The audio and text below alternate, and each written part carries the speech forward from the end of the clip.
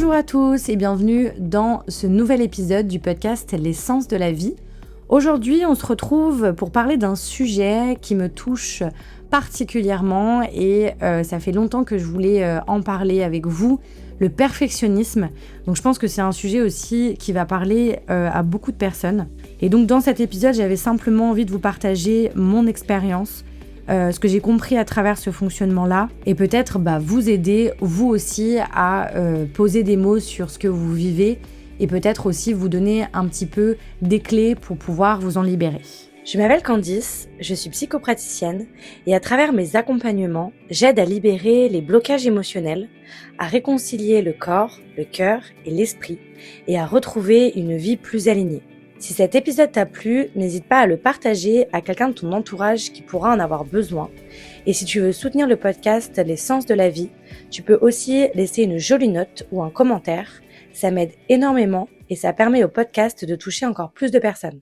Très contente de pouvoir vous retrouver aujourd'hui pour vous parler du perfectionnisme.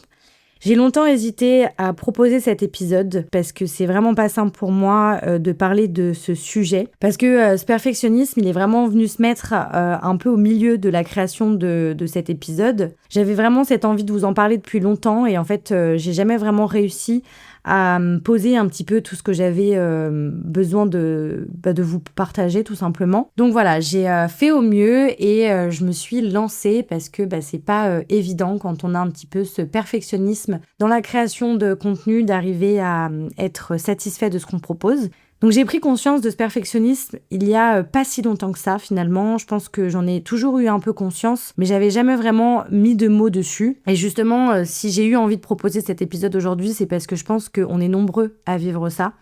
Pour ma part, je le vis vraiment au quotidien. Donc que ce soit dans mon travail, dans l'image que j'ai de moi, dans mes relations, mais aussi dans la création de mon contenu, comme je vous le disais. Alors le perfectionnisme, c'est pas seulement vouloir bien faire les choses ou avoir de l'exigence envers soi-même, c'est aussi un fonctionnement beaucoup plus profond où on va ressentir le besoin que tout soit parfait, donc ce qu'on va faire, ce qu'on va dire, l'image que l'on va renvoyer, ou encore le résultat qu'on va obtenir.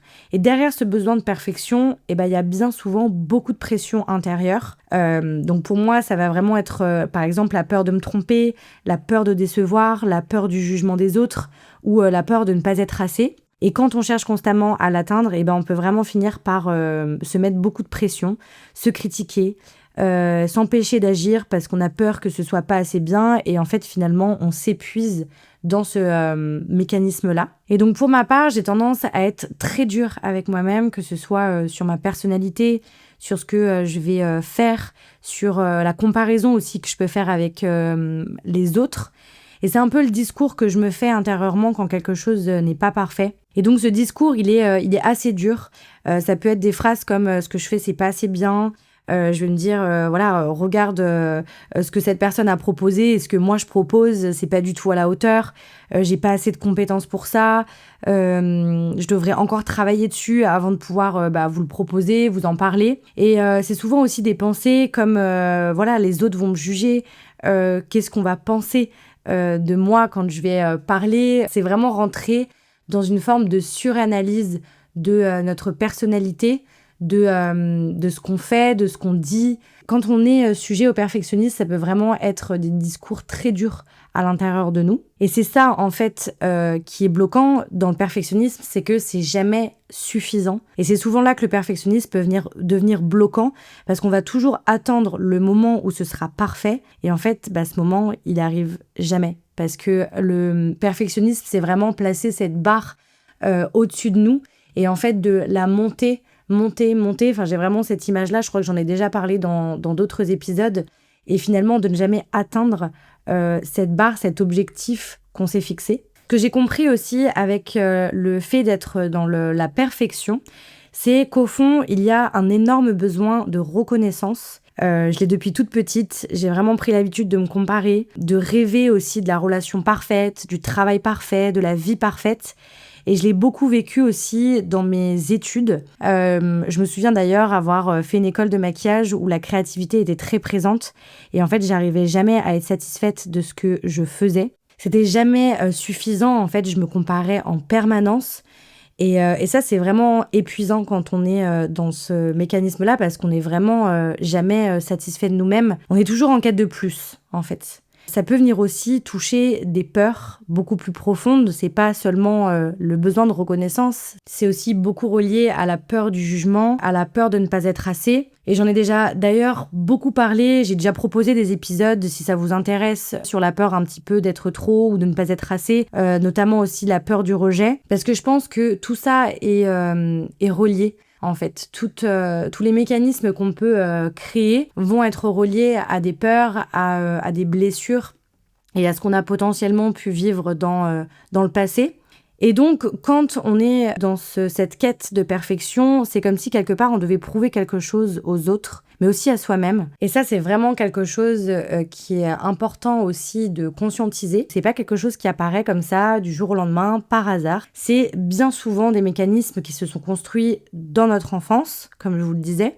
Donc quand on est enfant, on est en train de construire un peu notre identité, on apprend à comprendre qui on est, comment on est perçu et surtout comment on peut être aimé et reconnu de nos parents, de nos figures d'attachement à ce moment-là. Et dans beaucoup de familles, même si c'est pas volontaire, il peut y avoir des dynamiques de comparaison, surtout quand par exemple il y a eu plusieurs enfants, donc on peut avoir de la comparaison avec nos frères et sœurs. Moi personnellement, ça a été le cas. Et parfois, c'est pas forcément des paroles directes, mais ça peut être des attitudes, des regards ou des attentes quand on est enfant, parce qu'on n'a pas du tout la même perception quand on est enfant que quand on est adulte. On peut commencer à se dire inconsciemment que si on veut être aimé, si on veut être reconnu, on doit faire mieux, qu'on doit être parfait, qu'on doit prouver quelque chose aussi en quelque sorte. Et c'est comme ça que petit à petit, certaines croyances peuvent se construire. Des croyances comme, par exemple, je ne suis pas assez, je dois faire plus pour être aimé, je dois faire plus pour être reconnu, je dois être parfait pour qu'on me voie. Mon discours, je veux pas qu'il soit culpabilisateur, c'est que les parents, ils le font pas volontairement, ils font avec leur propre histoire, leurs propres blessures, leur propre mode de fonctionnement. Mais voilà, l'enfant, lui, va créer des stratégies pour s'adapter. Et le perfectionnisme, il peut vraiment devenir une stratégie de protection à ce moment-là, une manière d'essayer d'obtenir de la reconnaissance, de l'amour, de la validation. C'est ce qui va se passer un petit peu quand on est adulte. C'est pour ça que je vous disais que le besoin de reconnaissance, le besoin de validation, le besoin d'amour des autres est en lien. Le problème, c'est que cette stratégie qui peut aider à un moment de notre vie peut nous mettre énormément de pression à l'âge adulte et nous empêcher en fait d'être tout simplement nous-mêmes et je dirais même à certains moments de vivre. Dans ces moments-là, quand on commence à conscientiser un petit peu d'où viennent nos blessures, donc que ce soit le perfectionnisme ou toutes ces peurs qu'on a pu créer à notre enfance, je pense que c'est important de ne pas blâmer les personnes qui ont été autour de nous, mais plutôt de reprendre notre pouvoir, de se dire « Ok, maintenant, qu'est-ce que je fais de tout ça ?» Parce que beaucoup de croyances se créent dans l'enfance et l'objectif aujourd'hui pour moi, c'est justement d'arriver à les reprogrammer, à changer notre perception pour pouvoir se libérer de ce perfectionnisme, de ce besoin de reconnaissance ou encore de cette peur de ne pas être assez. Des fois, on peut se limiter dans nos projets, dans nos envies, dans des choses qu'on aimerait faire parce qu'on a vraiment cette voix en fait qui revient c'est pas assez, c'est pas suffisant, on pourrait faire mieux.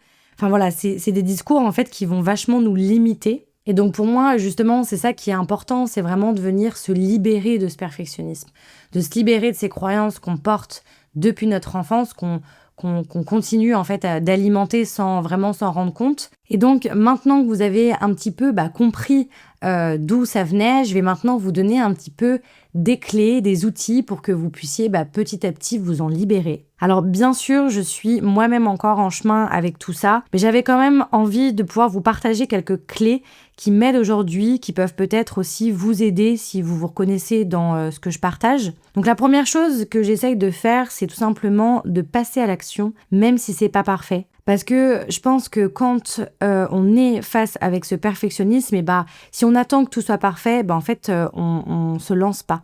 On fait probablement jamais rien et finalement, on apprend aussi beaucoup en faisant, en expérimentant et en essayant. J'essaye aussi beaucoup d'être dans la douceur, d'être un petit peu plus douce avec moi-même, avec le discours aussi intérieur que je peux avoir quand j'ai cette petite voix qui vient être un petit peu trop critique, j'essaie de prendre du recul et de me rappeler que cette voix-là, elle vient pas forcément de mon moi adulte, elle vient bien souvent de l'enfant intérieur qui parle. Et cet enfant qui a peut-être eu peur de ne pas être assez, peur de ne pas être assez aimé, peur de ne pas être reconnu. Et dans ces moments-là, j'essaie tout simplement de revenir à mon corps avec des exercices de respiration par exemple, ou simplement en prenant un moment pour ralentir et venir rassurer cette part de moi. Il y a aussi quelque chose qui m'a énormément aidée dans mon chemin, c'est les accompagnements thérapeutiques, à mettre des mots déjà sur mes fonctionnements, à comprendre d'où ça pouvait venir, comprendre aussi certaines croyances que j'avais. C'est de pouvoir avoir un accompagnement un petit peu qui nous permet de conscientiser, de venir aussi voir un petit peu ce qui se joue à l'intérieur, parce que je pense que c'est un petit peu propre à chacun. Et finalement, ce que j'ai compris avec le temps, c'est qu'à force de vouloir être parfait, on s'empêche simplement de vivre ce qu'on aimerait vivre, de faire ce qu'on aimerait faire. Et j'ai aussi réalisé que mon perfectionnisme, c'était pas simplement de l'exigence, mais c'était une peur beaucoup plus profonde, la peur d'être jugée, la peur du rejet, la peur de ne pas être assez.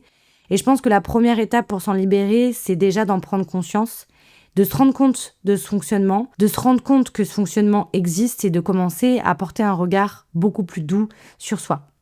En tout cas, j'espère que cet épisode aura pu vous apporter des prises de conscience et peut-être que je referai un épisode sur ce sujet plus tard.